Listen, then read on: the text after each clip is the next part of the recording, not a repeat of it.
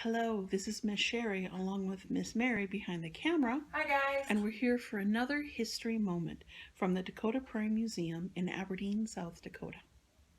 Most people who have lived around Aberdeen for any time will recognize this building, currently the last working railroad depot in town, now known as the Burlington Northern and Santa Fe Railroad Building, right on the corner of Main Street and Railroad Avenue. It's the biggest of the four railroad depots we have in Aberdeen, but did you know it's the fourth depot building to be built on this spot? Originally, the railroad was owned by the Chicago, Milwaukee, and St. Paul Company. Most older folks will remember the Milwaukee Road, having served Aberdeen for many years. So let's learn about the buildings that came before this one, and one amazing story about a massive fire and explosion that couldn't keep the railroad from running.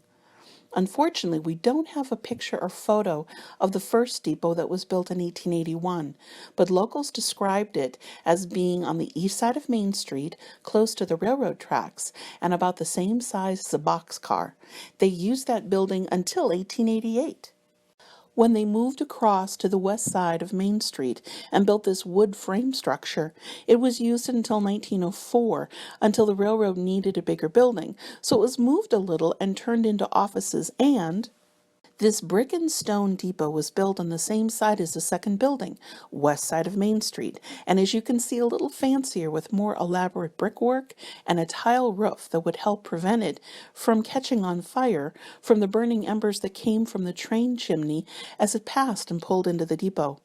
This building served Aberdeen till the early morning hours of January 23rd, 1911, when the 1888 depot, the freight offices, and the passenger depot went up in a blaze of glory, one of the biggest fires Aberdeen had seen since it started. It was very cold that day, so to make sure the freight and groceries that were stored in the freight offices didn't freeze, the night watchman lighted several small kerosene heaters in each of the storage bays. No one knows how or why, but somehow one or two of them tipped over and started on fire, meaning everything stored inside also started on fire. And then the fire got in under the rafters and kept spreading from compartment to compartment. Soon the entire section was engulfed. Also, the former 1888 depot caught fire because of the flying embers, and then there were two fires to battle. By this time, everyone in town could see the smoke and flames. There were quite a few people gathered around watching the fire and the firemen trying to put it out.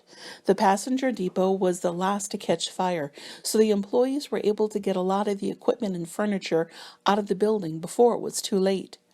What sealed the passenger depot's fate was the fact that there were several freight cars loaded with barrels of oil and kerosene that caught fire, and there was a huge explosion. The embers from the fire fell on the tile roof and heated the tiles so hot so quickly the rafters caught fire on the inside of the building and nothing could be done to save it. By noon, it was a smoldering mess, and people kept wanting to get up close and see the damage, even as the fire department was still pouring water on the hot spots.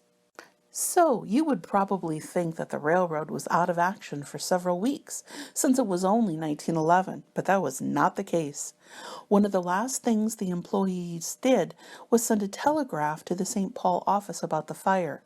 The railroad brought 15 carloads of railroad laborers and supplies to Aberdeen by noon the day of the fire.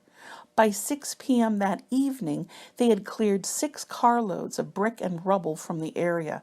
By noon the following day, carpenters had completed a rough ticket box office with an attached waiting room east of the station, using lumber ordered an hour after the building was declared a total loss. Freight offices were temporarily located in another building near the depot, and the dispatcher's office was set up in a rail car parked on a siding and rigged with the necessary wiring to maintain communication. Section houses were transported to Aberdeen to serve as additional waiting rooms and offices. Unbelievably, the freight volume coming in and going out of Aberdeen was the same the day before the fire, the day of, and the day after the fire. Talk about contingency plans. The railroad was prepared. 2 days after the fire, railroad cars with huge derricks arrived to load the burned out rail cars and heavy iron rails that had been melted in the fire onto flat cars. Other rail cars came with replacement maps, forms, and other items for the office clerks that same day. All damage was covered by insurance, and in late July, construction crews started work on the new $93,000 depot, which we recognize today. It was finished in December of 1911, just 11 months after the fire. If you liked the story and would like to read about more, check out these books. Looking Back, Volumes 1 and 2 by Sue Gates, available at the Merc at the Dacotah Prairie Museum. Another history moment from the Dacotah Prairie Museum, Aberdeen, South Dakota.